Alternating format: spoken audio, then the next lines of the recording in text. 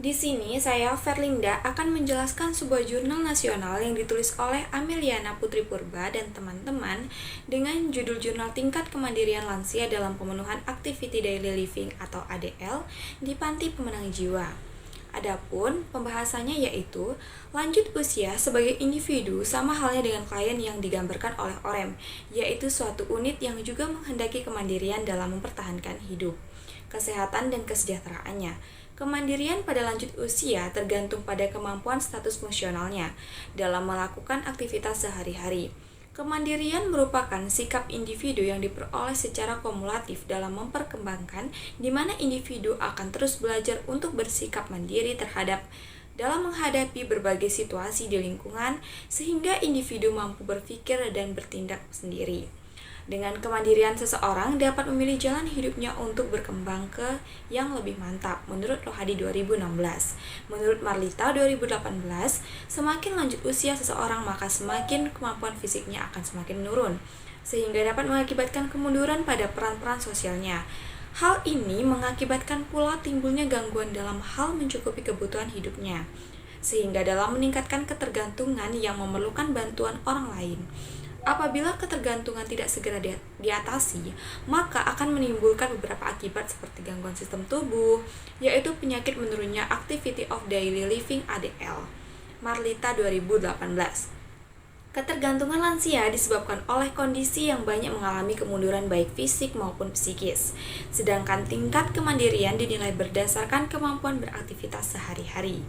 Hasil survei Badan Kesehatan menunjukkan sebanyak 80% lansia telah mengalami ketergantungan dalam beraktivitas atau keterbatasan gerak sebagai akibat adanya penurunan fungsi sel. Oleh karena itu dibutuhkan penanganan dan pemeriksaan secara dini sehingga dapat dilakukan pencegahan dan promosi kesehatan pada lansia melalui program pemerintah menurut Herianti 2014. Menurut penelitian kumpulan data utama dalam Retreatment and Health Study, perwakilan nasional pertama dan terbesar di Singapura, Studi Longitudinal Non-Institusional, mengatakan di antara manula berusia 65 tahun ke atas membandingkan 2010 dengan 2014, ketergantungan berat dan sedang meningkat sementara ketergantungan ringan menurun. Pengkajian tingkat kemandirian lansia dalam melakukan aktivitas sehari-hari atau ADL penting untuk mengetahui tingkat ketergantungan lanjut usia dalam rangka menetapkan level bantuan bagi lansia dan perencanaan perawatan jangka panjang. Berdasarkan permasalahan dari latar belakang di atas, maka peneliti tertarik melakukan penelitian untuk mengetahui kemandirian pada lansia di panti-panti pemenang jiwa tersebut dengan judul Gambaran Tingkat Kemandirian Lansia dalam Pemenuhan Activity Daily Living atau ADL di Panti Pemenang Jiwa. Simpang Selayang, Kecamatan Medan, Tuntungan, Kota Medan tahun 2021. Metode penelitian. Rancangan penelitian ini adalah rancangan penelitian survei yang bertujuan ini untuk mengetahui tingkat kemandirian lansia dalam pemenuhan activity daily living atau ADL di Panti Pemenang Jiwa Simpang Selayang. Populasi dalam penelitian ini adalah seluruh lansia yang berumur 60 tahun ke atas. Jumlah lansia dalam penelitian ini sebanyak 20 lansia.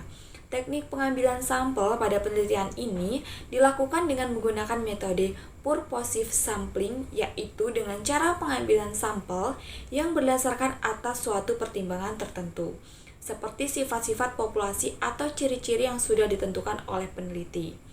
Variabel yang digunakan dalam penelitian ini adalah variabel penelitian tingkat kemandirian lansia.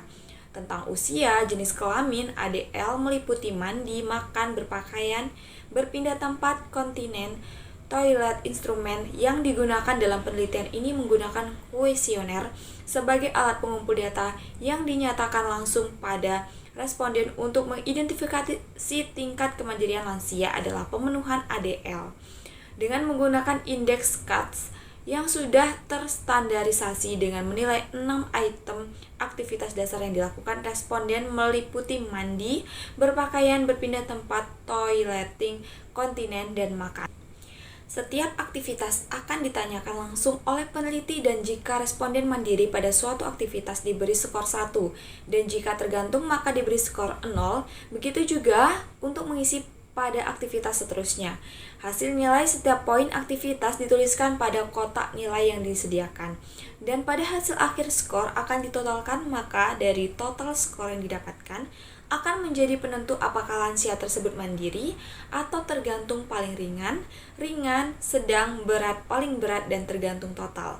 A. Mandiri total 6, B. Tergantung paling ringan 5, C. Tergantung ringan 4, D. Tergantung sedang 3, E. Tergantung berat 2, F. Tergantung paling berat 1, G. Tergantung total 0. Penelitian ini dilakukan pada bulan April 2021 di Panti Pemenang Jiwa Sleman, Selayang.